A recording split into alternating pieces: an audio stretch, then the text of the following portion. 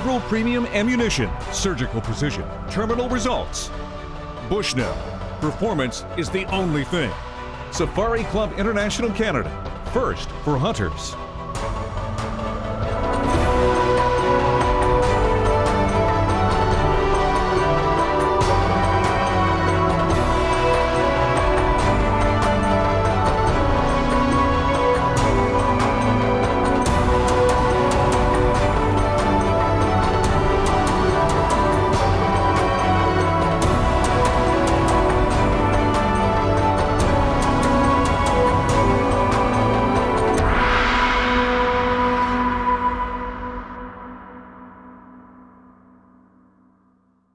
Well, folks, welcome to this week's episode of Federal's Trigger Effect. And Kent and I have decided to do something. As everybody knows, we're faced right now with the COVID-19 pandemic. Yep. And we haven't been able to do a whole lot of filming. But we thought, what better opportunity to do some compilation episodes? And this week, we're doing whitetail. You bet. We've got the best of our whitetail hunting over the past 5-6 seasons. I think you're going to enjoy it. We sure enjoyed putting it together. So let's get to the action. Let's go see what we've got.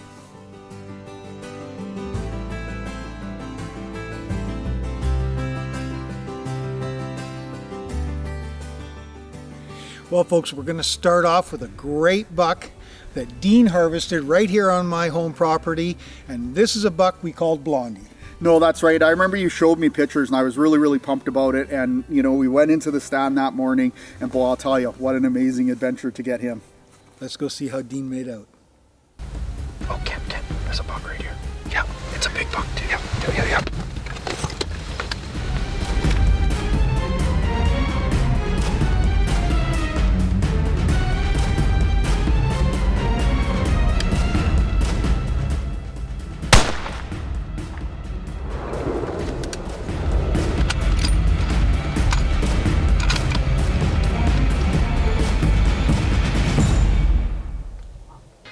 Dude, the anticipation's killing me. You want to get hands on that, I do. Okay, let's go get him.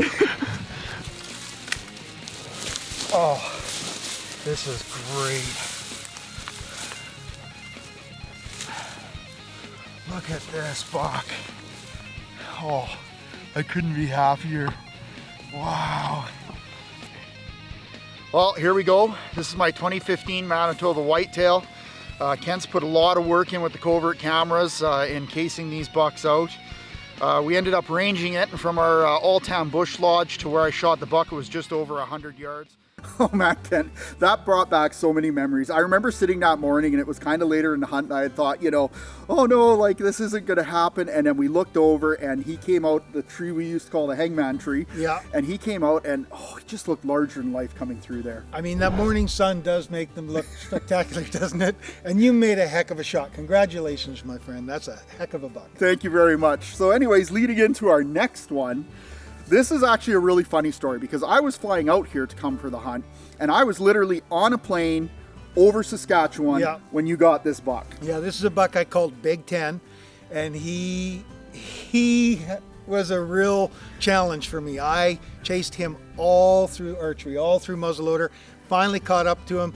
I knew Dean was flying out, but I just didn't want to miss a morning hunt, so I went and sat, and guess who showed up? So let's go out and see how I made out. Thought I'd get one more solo hunt in before Dean arrived. Haven't seen any deer yet, but it's just gotten light enough to see the meadows below me here, so we've got a storm system coming in today. It's supposed to be dumping some snow on us, so it's definitely a lot colder this morning than it has been for the last few days, so maybe that'll get the deer moving.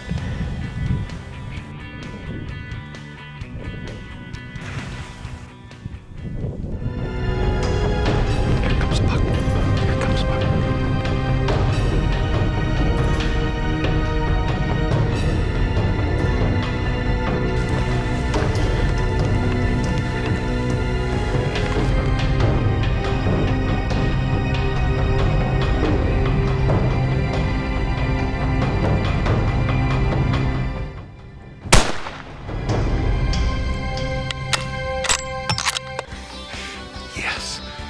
I've been hunting that buck probably for 3 years now. I'm pretty sure that's the Big 10. He's a beautiful 5x5. He's got the start of a little drop time. Oh, man.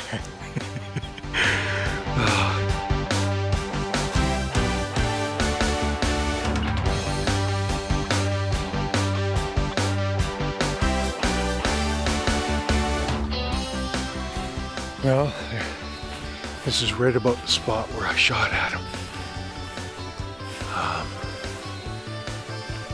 He was right down in this matted down grass. Oh, let's see here. Oh yeah, I hit him hard. There is a trail of blood.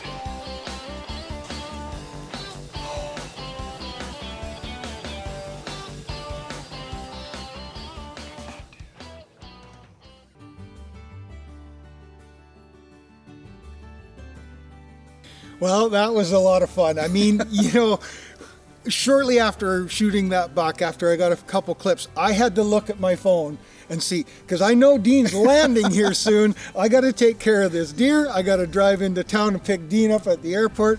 It was a lot of fun doing that. And you weren't on time either, because I remember I landed and I'm like, well, Kent's always here on time, and he wasn't here. And literally, I hate to say it, but the first thing that snapped into my head is, he got a buck. Yeah. This segment is brought to you by Federal Premium Ammunition, Surgical Precision, Terminal Results. Well, folks, welcome back. And boy, I'll tell you, that first sequence was really exciting to see these bucks, but we're going to start off again with a buck that actually it's rare for us, because this is an evening buck that you had shot, if I remember right. Yeah, that's right. I mean, I had some of the pro staff out that year. It was a really tough year to get bucks on camera. The rut was really nighttime activity, and I just can't sit in the house when the season is on. So I had to go sit in the blind and self-film this one as well. And sure enough, lo and behold, right at last light, out came a buck. Oh, here's a deer.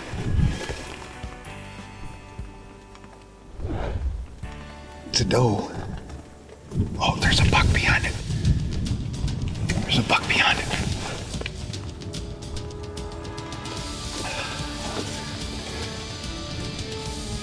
Oh, that's a good buck.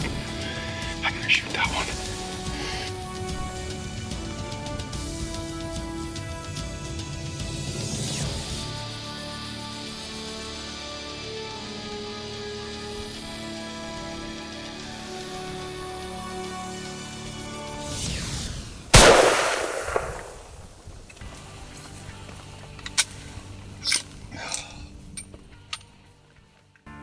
You know, I love whitetail hunting. I just wish I could share it with some of my friends a little bit more. It seems like I'm always shooting bucks by myself and working a camera, but boy, that was a lot of fun. That buck came out chasing those does, and it just worked out so perfect.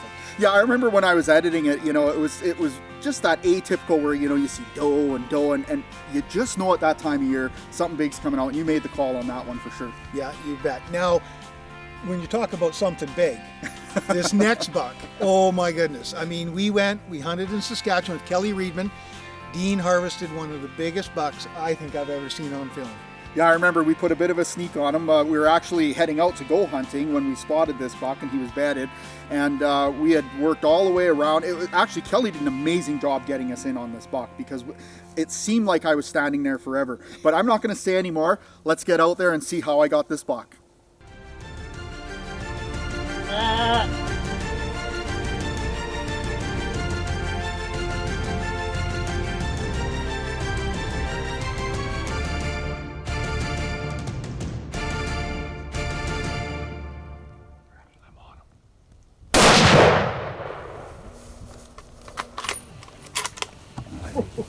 He's gone down. Congratulations, Dean. That was a great buck. No, thanks. And the nice thing about it is I have a mule deer at home that is kind of the same antler configuration I had, and they're beautiful bookends. Yeah. But anyways, enough about my buck. We're going to go after another buck now, and this is a muzzleloader buck. And Yeah. I remember when you sent me the footage of this one, I think it has to be one of the most scenic, because it was a cold morning, everything was frosty. Tell me a little bit more about this buck. Well, I tell you, it was again here on my home property, and if anybody's sat in a blind in -30, you know how cold that is. And at first light, here comes a doe, here comes another doe, and then lo and behold, here comes a buck. And Let's go see how I made out.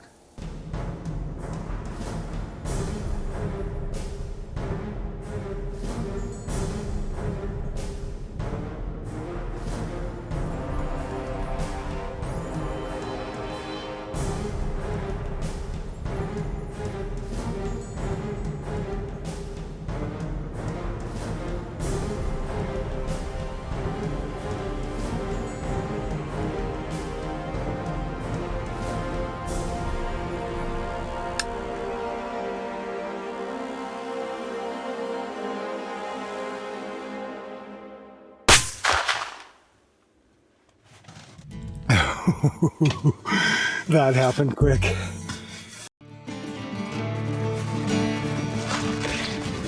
Yeah. Oh, they cleaned him up, didn't they? Yeah. That's him. It didn't end the way we wanted. I mean, it was only, what, 8-10 hours after the time from the shot to the time we recovered it, but that's what happens when you got lots of predators. No, that's right. And you know, the one thing is we did take some flack on social media about that, but I want to say to all you hunters out there, whether you're a beginner or an advanced, if you wound an animal and you don't know how hard the hit was, do not push it, because your chances of losing it at that point is almost a guarantee. You let it rest, let it bed down, let it bleed out. It's just unfortunate what happened, but you did the right thing. So anyways, we're gonna head now into commercial break.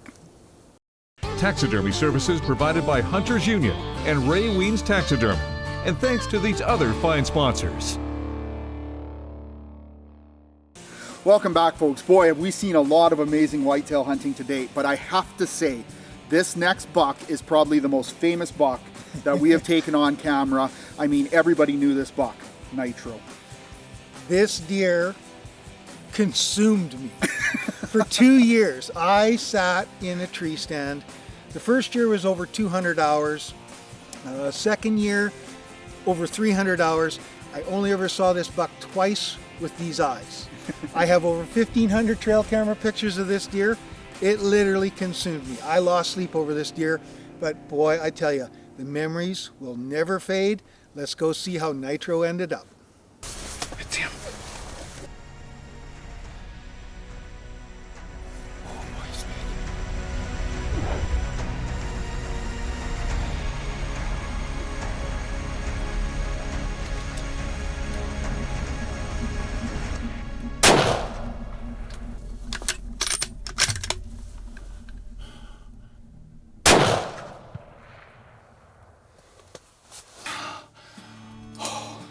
Gun's unsafe. Oh boy. Yes. Well, folks, I think you can understand the true emotions that were pouring through me when I walked up on that absolute giant. 2 years of my life I spent chasing that guy. It was just one of the most emotional things. It's the biggest buck I've ever shot, and I got it on film. By yourself. By myself, once again. Once again, by yourself. But the one thing I do want to say, though, Kent, is that shooting these big mature bucks, herd management is so important to achieving that. And I know in all of our episodes that you watch, you'll see there's a lot of smaller bucks that we let go. And that is an important tip of herd management, which is... It's let them go, let them grow. And I think that's a great topic for Lethbridge College's Conservation Connection. There's a lot of information out there on different ways to manage deer herds, both in terms of populations or genetic factors such as antler growth. To look at the impact of harvest strategies on antler growth, studies have modeled various factors and relationships such as survival, recruitment, harvest, and nutrition to try and better understand these interrelationships. A whitetail buck will not start growing its first set of antlers until it's at least 10 months old. Now, for the first 2 years of its life, it'll grow a small set of antlers, sending most of its nutrition that it takes in to building a bigger body. At the ages of 3 and up is when it starts to develop larger antlers. Keep in mind that although features like antlers are only found in the male of the species, their genetic code is laid down by both parents. So the doe also plays a significant role in the final outcome on antler size. Moreover, nutritional availability to that doe can also affect future antler growth, especially at critical times like fawning. Models suggest that nutrition and population demographics such as mating ratios and age structure are strong influences on antler size, and one of the major challenges with any strategy is accounting for the many different variables on a large enough scale to demonstrate a meaningful impact. All herd management scenarios are not the same. What we're saying is that when you have a good stable population and you want to see more mature bucks, then leave the recruitment bucks alone. Allow them to reach maximum potential. However, if you're dealing with a situation where a population is stable increasing or even overpopulated, then by all means definitely target the recruitment bucks. If you are in an area where you're managing for bigger bucks, let them grow.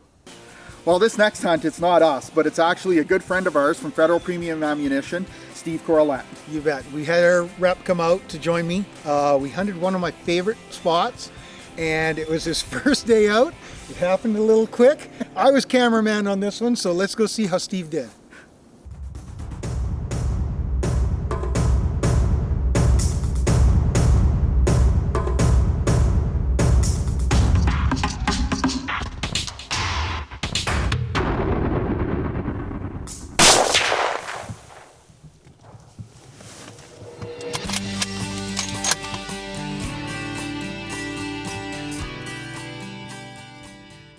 Well, Steve really put the smack down on that buck. That buck didn't go 10 feet into the trees. Beautiful shot, great footage, great time with a great friend. And a 9-second hunt. Yeah. That was the world's fastest hunt I've ever seen. But anyways, make sure you come back after this commercial break for some more whitetail action. This segment is brought to you by King's Camo. See the difference. Now, back to Bushnell's Trigger Effect. Well, welcome back, folks. We're going to kick it off right away by heading back to Saskatchewan with a good friend of ours, Lance of Woody River. Yeah, he's got some great bucks up there, and one of the things that Lance has is he's got some non-typicals, and I was really looking for a non-typical. So let's head out to the box blind. Here comes a buck.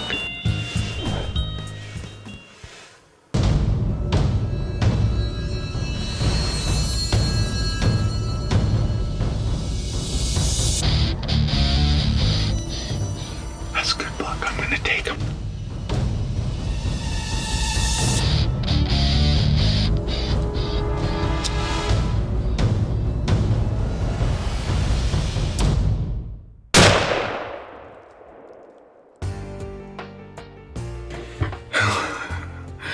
Well, there's one of the bucks I was looking for. Well, I tell you what, that Federal Ammunition put that deer down. That was one of the best drops I've ever seen. And what a spectacular deer. I mean, just junk going everywhere, exactly what I wanted. Now this next hunt we're gonna go on, you harvested a great buck here in Manitoba. Yeah, again, it was our annual hunt that we do here, and I remember we came in and you told me about and it's one of our favorite spots. I mean, we've been there multiple times. We shot a few deer there, but you kept telling me about these bucks that were there, and I was just like pumped to get into that blind. So anyways, let's go and see how that morning all rolled out.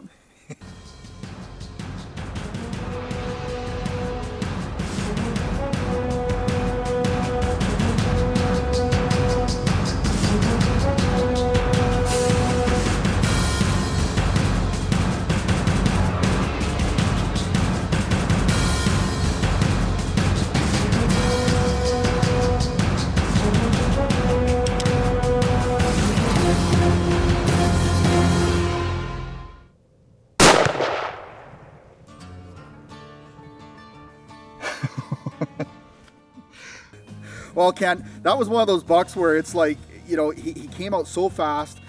I wasn't sure if it was legal shooting and filming light, but everything balanced out. It was legal shooting and the filming light was good enough, and he worked his way in, and wow, that was an absolutely incredible morning hunt. You bet. I mean, it happened quick.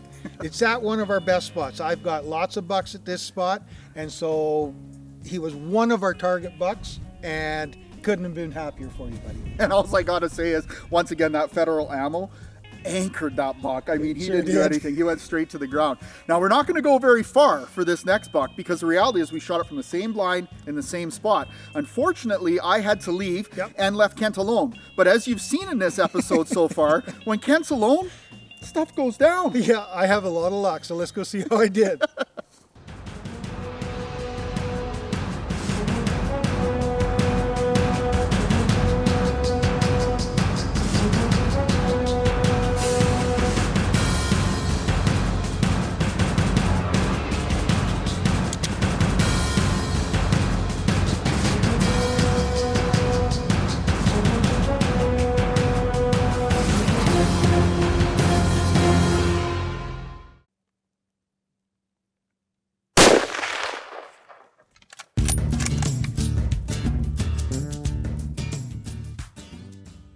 Well, that morning was crisp and cold, and sitting in that blind by myself, I could hear the branches breaking out front. I thought it was a possible porcupine, but lo and behold, one of our bucks that we had on camera came out, Squiggly we called him. And he didn't give me a lot of time, but that federal ammunition found its mark. No, it sure did. And I'll tell you, Kent, I had so much fun doing this whitetail compilation episode. We got to see some amazing memories of ours over the years of whitetail hunting. And the one thing I want to say to people is that with this COVID-19 pandemic, please stay safe. You know, wear your masks. You know, think of the people who are vulnerable out there, and we'll get through this all together. You bet. And we want to thank you for watching. I hope you enjoyed it as much as we did putting it together. We want to thank our sponsors that make all this happen, and make sure you join us next week for more Federal's Trigger Effect.